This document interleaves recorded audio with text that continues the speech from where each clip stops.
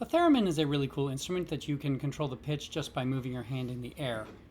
They tend to cost hundreds of dollars, so I'm going to show you a way to make one at home using just household objects.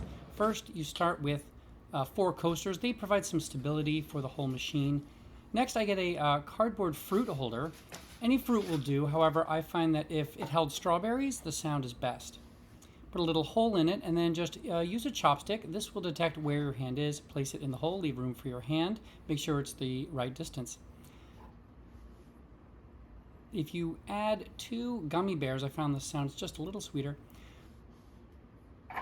Finally, for power, you're going to need a tin can. This provides power by collecting electromagnetic energy, and it also acts as a small amplifier. So connect it there, and it should be on. Now let's take a listen.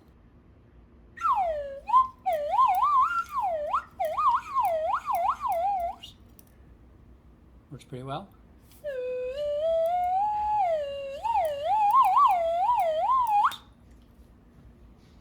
There you have it.